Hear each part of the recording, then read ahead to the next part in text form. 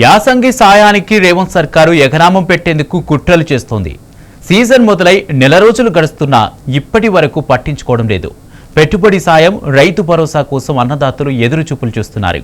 ఓవైపు యూరియా, మరోవైపు పంట పెట్టుబడికి డబ్బులు లేక రైతులు అష్టకష్టాలు పడుతున్నారు. యాసంగి సీజన్ మొదలై నెల రోజులు గడుస్తున్నా రేవంత్ సర్కార్ రైతులకు పెట్టుబడి సాయం అందించలేదు.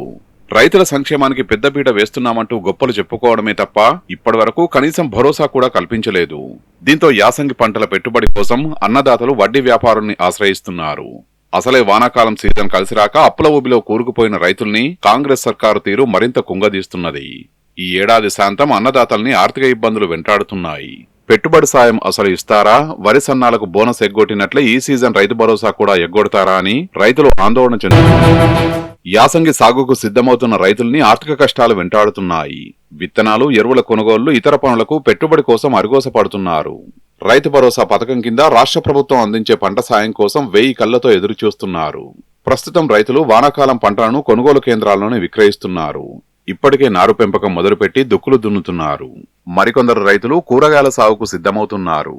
రైతు భరోసా సాయం అందితే వ్యవసాయ సాగు పనులు ముమ్మరం చేసుకోవచ్చని రైతులు ఆశపడుతున్నారు. రైతు భరోసా ఇవ్వకుండా కాంగ్రెస్ ప్రభుత్వం మాత్రం మిన్నకుండిపోయింది. కనీసం పథకం అమలుపై కసరత్తు కనుచూపు మేర కనిపించడం లేదు.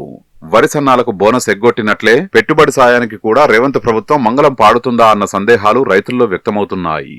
గత యాసంగి ధాన్యం బోనస్ ను రైతులకు కాంగ్రెస్ ప్రభుత్వం ఇప్పటివరకు చెల్లించలేదు. గత కేసీఆర్ ప్రభుత్వం వ్యవసాయ రంగానికి పెద్దపీట వేసింది.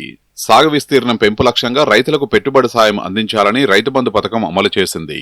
కేసీఆర్ సర్కారు సాయంతో రైతులు ఎటువంటి ఆర్థిక ఇబ్బందులు లేకుండా పంటల సాగును సాఫీగా చేసుకున్నారు.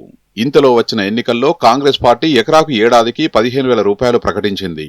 కానీ అధికారంలోకి వచ్చాక పెట్టుబడి ఖర్చులు పెరిగినా ప్రభుత్వ సాయాన్ని 12,000 రూపాయలకే కుదించింది.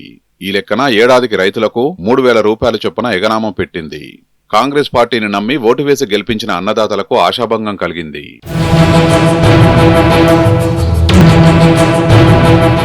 యాసంగి సీజన్ మొదలై నెల రోజులు గడుస్తున్నా ప్రభుత్వం నుంచి రైతు భరోసా సాయంపై కదలిక లేకపోవడంతో రైతులు ఆందోళన వ్యక్తం చేస్తున్నారు. సాధారణంగా యాసంగి వ్యవసాయ పనులు నవంబర్ నుంచి ప్రారంభమవుతాయి. ఇప్పటికే నారు పెంపకం చేపట్టిన రైతులు సాగు పనులపై దృష్టి సారిస్తున్నారు.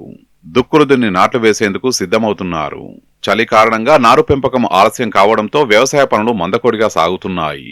సుమారు నెల రోజుల పాటు పంచాయతీ ఎన్నికల కోడ్ అమల్లో ఉండడంతో రైతులు కూడా ఆ దిశగా ఆలోచన చేయలేదు. కానీ కోడ్ ముగిసి వారం రోజులు అవుతున్నా ప్రభుత్వం నుంచి ఎటువంటి స్పష్టత లేదు.